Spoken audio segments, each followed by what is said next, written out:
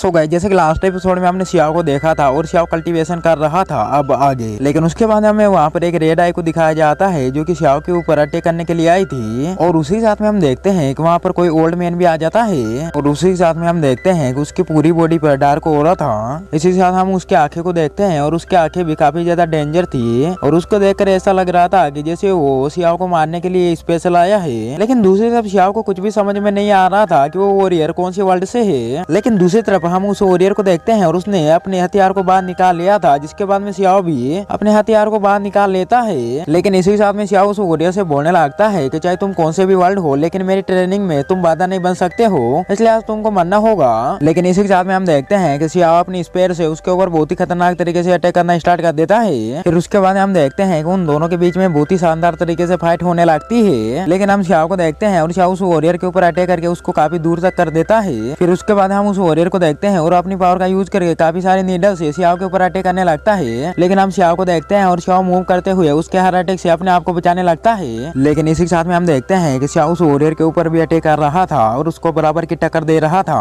लेकिन उसके बाद वो वॉरियर जैसे सियाओ के ऊपर अटैक करता है तो सियाओ को भी पता चल जाता है कि उसकी पावर तो उसी के बराबर है। लेकिन इसी के साथ में सियाओ ये भी सोचने लगता है कि ये वही वॉरियर तो नहीं है जिसके बारे में सलोतना मेरे को बता रही थी दूसरे वर्ल्ड का। लेकिन उसके बाद हम सियाओ को देखते हैं और सियाओ जैसे उस वॉरियर की बॉडी को देखता है तो उसके अंदर से ब्लैक ब्लड निकल रहा था। इसलिए सियाओ को भी समझ में आ जाता है कि वो वॉरियर बस एक जिंदा लाश है और उसको स्पेशल सियाओ को मारने के लिए बनाया गया है। लेकिन उसके बाद हम सियाओ को देखते हैं और सियाओ उसके ऊपर अपनी स्पेयर से अटैक करके उसकी स्पेयर को गिरा देता है। फिर उसके बाद हम सियाओ को देखते हैं और सियाओ उस वॉरियर के ऊपर अपनी स्पेयर से अटैक करने के लिए जाने लगता है। लेकिन हम उस वॉरियर को देखते हैं और वो सियाओ की आंखों के सामने से गायब हो जाता है और सियाओ के पीछे आ जाता है। और इसी साथ में हम देखते हैं कि वो सियाओ के ऊपर अटैक करके सियाओ को नीचे भी गिरा देता है। फिर उसके बाद हम उस वॉरियर को देखते हैं और अपनी ब्लैक होल पावर को एक्टिवेट करने लगता है। लेकिन उसके बाद हम सियाओ को देखते हैं और सियाओ अपने गोल्डन ड्रैगन से उस ब्लैक होल को बंद करने की कोशिश करने लगता है। लेकिन हम देखते हैं वो ब्लैक होल सियाओ के गोल्डन ड्रैगन को निकल जाता है। लेकिन दूसरी तरफ हम सियाओ को देखते हैं और सियाओ सोचने लगता है कि ये पर्सन सच में काफी ज्यादा पावरफुल है और इसने मेरे अटैक को भी ब्लॉक कर दिया है। लेकिन दूसरी तरफ हम उस वॉरियर को देखते हैं और अपने ब्लैक होल से सियाओ के ऊपर अटैक कर देता है। लेकिन हम सियाओ को देखते हैं और सियाओ उसके अटैक से अपने आप को सही टाइम पे बचा लेता है। लेकिन उसके बाद हम सियाओ को देखते हैं और सियाओ भी अपने थंडर ईगल से उस वॉरियर के ऊपर अटैक कर देता है और उसको काफी ज्यादा जख्मी कर देता है। लेकिन हम उस वॉरियर को देखते हैं और वो फिर से खड़ा हो जाता है। उसके बाद में सियाओ बोलने लगता है कि मेरे को पता है कि तुम ब्लैक मैजिक को यूज कर रहे हो, लेकिन मैं तुमको आज किसी भी हालत में मार कर रहूंगा। उसके बाद हम सियाओ को देखते हैं और सियाओ ने अपने गोल्डन ड्रैगन को भी एक्टिवेट कर लिया था। लेकिन दूसरी तरफ हम उस वॉरियर को देखते हैं और वो भी सियाओ की तरह ब्लैक ड्रैगन को एक्टिवेट कर लेता है। उसके बाद हम देखते हैं कि वो दोनों एक दूसरे के ड्रैगन के ऊपर अटैक कर देते हैं। लेकिन दूसरी तरफ सियाओ काफी ज्यादा हैरान था और वो सोचने लगता है कि वो वॉरियर तो ड्रैगन को भी समन करना जानता है। लेकिन दूसरी तरफ हम दोनों ड्रैगन को देखते हैं और दोनों की पावर बराबर थी। लेकिन हम सियाओ को देखते हैं और सियाओ अपनी स्पेयर से उन दोनों के बीच में अटैक कर देता है। लेकिन हम देखते हैं कि वो अटैक उसी वॉरियर को जाकर लग जाता है। लेकिन हम देखते हैं कि उस वॉरियर को कुछ भी नहीं होता है। तो हम देखते हैं कि उस वॉरियर के गाँव भी तुरंत हील हो जाते हैं। उसके बाद हम सियाओ को देखते हैं और सियाओ भी काफी ज्यादा टेंशन में आने लगता है। लेकिन इसी के साथ में सियाओ ये भी सोचकर परेशान था कि ये इतनी ज्यादा टेक्निक को कैसे जानता है। फिर उसके बाद हम सियाओ को देखते हैं और सियाओ ने अपने गोल्डन विंग को एक्टिवेट कर लिया था। लेकिन हम उस वॉरियर को देखते हैं और उसने भी अपने ब्लैक विंग को एक्टिवेट कर लिया था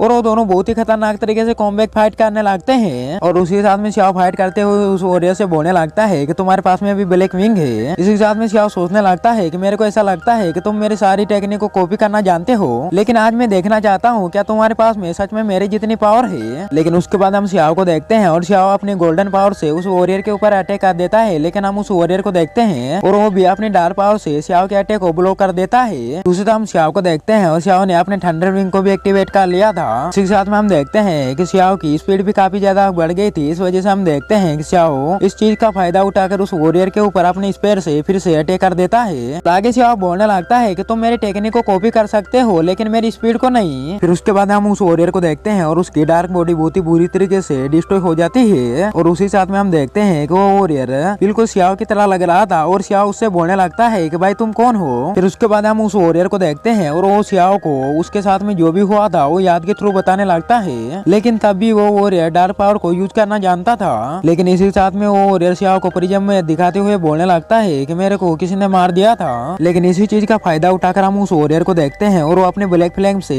सियाओ को जलाने की कोशिश करने लगता है। लेकिन हम देखते हैं कि सियाओ को सही टाइम पर होश आ जाता है। लेकिन इसी साथ में हम देखते हैं कि सियाओ अपने गोल्डन फ्लेम से उस वॉरियर के ऊपर अटैक कर देता है और उस वॉरियर को बहुत ही बुरी तरीके से जला डालता है। फिर उसके बाद हम देखते हैं कि वो वॉरियर जैसे मरता है तो वहाँ पर चारों तरफ ब्लैक लिक्विड गिरने लगता है। उसके बाद हम श्याओ को देखते हैं और श्याओ सोचने लगता है कि ये मेरे साथ में क्या हो रहा है और क्या वो मेरी बॉडी थी जो कि दूसरे वर्ल्ड से आई थी। लेकिन फिर भी श्याओ को इन सभी बातों पर अभी भी विश्वास नहीं हो रहा था।